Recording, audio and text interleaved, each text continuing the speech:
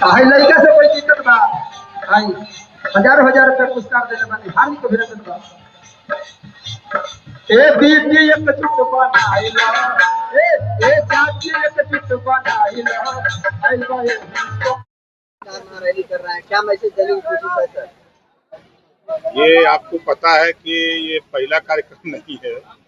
हम लोग पूरे बिहार के 38 जिले में हम लोग भारतीय समाज पार्टी का आंदोलन चला करके जो वंचित शोषित पीड़ित हैं, जिनको आज़ादी के बाद से लेके अब तक न रोजगार मिला, न शिक्षा मिली, न नौकरी मिला, न उनको रहने के लिए जमीन मिली, न बसने के लिए, न उनको घर बनाने के लिए सरकार ने जमीन दिया। तो इन चीज़ों को लेकर के इनको जगा रहे हैं और चुनाव में इनको मैदान में उतार करके इनकी लड़ाई लड़ने के लिए मैंने कहा है ना कि 10 MLA बनाना है और सरकार बनानी है और सरकार में शामिल भी होना है और इन्हीं लोगों में से 10 में से मिनिस्टर बना करके इनके अधिकार की लड़ाई सदन में उठा करके इनको अधिकार दिलाना है। एनडीए कितनी सीट दे रही है सर? हमने 39 सीट मांगी है और उन्होंने कहा है कि चुनाव नजदीक आते हम लोग बैठ करके तय कर लेंगे, कोई दिक्कत नहीं है। तो बिहार में राहुल गांधी और तेजस्वी यादव पूरा महागठबंधन के बड़े नेता वोटर अधिकार यात्रा कर रहे हैं। उनका कहना यह है कि सरकार जो है वोटरों को लिस्ट में से नाम हटा रही है। वोट लुटेरा 1952 में बाबा साहब डॉक्टर अम्बेडकर का 78,000 वोट लूट करके चुनाव हरवाया और रामपुर यूपी के रामपुर में प्रत्याशी हार गया।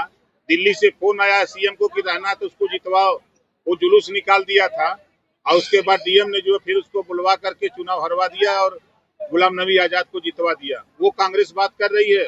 बनारस में जो है मतपत्र जो है गंगा जी में डलवा दिया, जो कांग्रेस को नहीं मिला था, वोट की चोरी करके वहां कांग्रेस ने जीता। वो आज वोट निकाल रहे हैं कि हम वोट चोरी हो रही है। वोट चोरी नहीं हो रही है। 60 साल तक कांग्रेस का शासन देश और प्रदेश में रहा है। इन्होंने गरीब, कमजोर, वंचित, शोषित पिछड़ों के साथ अन्याय किया। जब तक बीपी सिंह जी नहीं आए थे तब तक यही कांग्रेस पार्टी की सरकार थी। पूरे देश में कहीं पिछड़ों को सीएम नहीं बनाया।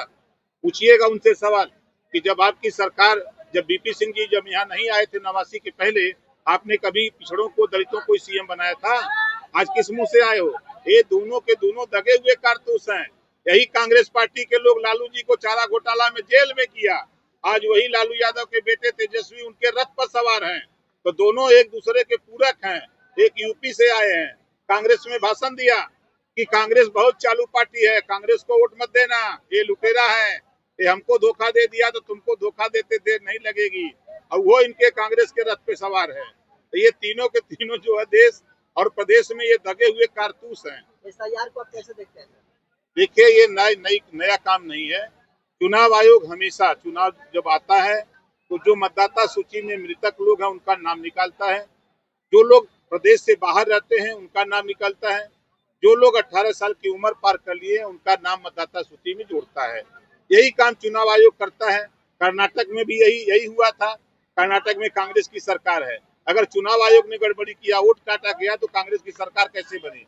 और मजे की बात कि कांग्रेस की सरकार में पहला चुनाव 2014 में भारतीय जनता पार्टी ने लड़ा, 282 सीट अकेले जीता। अब आज कांग्रेस की, बीजेपी की सरकार, एनडीए की सरकार 240 पर रह गए। अगर ये चोरी करते तो 500 जीतते। तेजस्वी यादव जिस विधानसभा से आते हैं, राघोपुर विधानसभा, वहाँ से हजारों लोग जो जिंदा उनको मृत घोषित कर दिया गया, वो लोग राहुल गांधी के पास पहुंचे। आपने भी देखा होगा। अरे वीडियो हमने देखा कि जो लोग राहुल गांधी के पास पहुंचे उनका नाम वोटर लिस्ट में है। वही जाकर के जब फिर बयान दे रहे हैं कि हमारा नाम तो वोटर लिस्ट में, हमको लिवा गया था, हम अनपढ़ हैं, हम अशिक्षित हैं, हम वहाँ लिवा गया कि ये बोलने के लिए कि वहाँ कह देना कि हमारा नाम वोटर लिस्ट से काट दिया गया है। और वही लोग फिर आके बयान दे रहे हैं मीडिया के सामने कि हमारा नाम वोटर लिस्ट में है। हम लोगों को बीएलओ आकर के जब पूछताछ किए, दिखाए कि देखिए आपका नाम कैसे बोल दिए, हम लोगों को लिवा गए थे कहने के लिए। अगर आपको टिकट एनडीए नहीं देता है तो क्या लगता है? क्यों नहीं देगा भाई, क्यों नहीं देगा? पिछली बार आप सर थर्ड फ्रंट में शामिल थे, तो क्या लगता है इस बार जो थर्ड फ्रंट बनने वाला है, जिसमें ओवैसी साहब है, चंद्रशेखर आजाद और भाजपा की भी खबर है, खोखी आवे के सवेरे तो मुबावल जा संजा के आने दीजिए, टाइम समझौते होंगे। बातचीत 70% पूरी हो गई है, 30% और है। चुनाव का बिगुल बजने से पहले ही तय हो जाएगा। महिला जागरूकता रैली के बाद महिला अधिकार रैली का आयोजन किया है, क्या कहना चाहेंगे? देखिए, आज देश में आधी आबादी महिलाओं की है। देश के प्रधानमंत्री माननीय नरेंद्र मोदी जी ने 33% रिजर्वेशन लोकसभा और राज्यसभा से पास कर दिया। वो 6 साल के अंदर वो लागू होने जा रहा है। तो इनको हम लोग जागरूक कर रहे हैं कि आपके घर में, गांव में जो बहुएं पढ़ी लिखी हैं उनको राजनीति में ले आओ, जो बेटियां पढ़ लिख रहे हैं उनको राजनीति में ले आओ। कल सीटें सुरक्षित हों तो ये लोग चुनाव लड़ करके जीत के जब लखनऊ, दिल्ली, पटना की राजधानी में जाएं तो रानी लक्ष्मीबाई की तरह सदन में खड़ा होकर के बोले। आज इनकी आबादी 50% है, इनको 50% नौकरियों में आरक्षण चाहिए।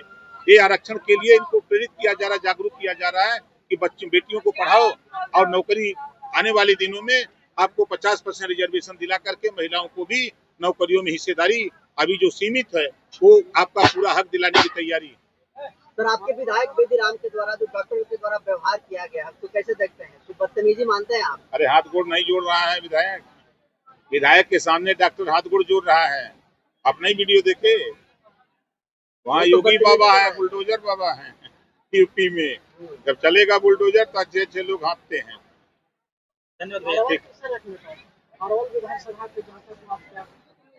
अरवल चुनाव लड़ा जाएगा, हो छड़ी छाप जिंदाबाद, जीतेगा छड़ी छाप, देखिएगा। एनडीए से लड़िएगा कि निर्दलीय लड़िएगा? हाँ, एनडीए से कि निर्दलीय? एनडीए गठबंधन से लड़ेंगे। एनडीए से आप बोल रहे हैं कि 39 सीट हमको देगी, तो आउट पार्टी कहाँ जाएगी?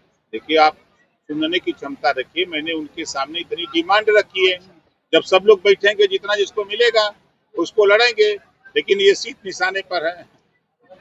धन्यवाद भैया, धन्यवाद।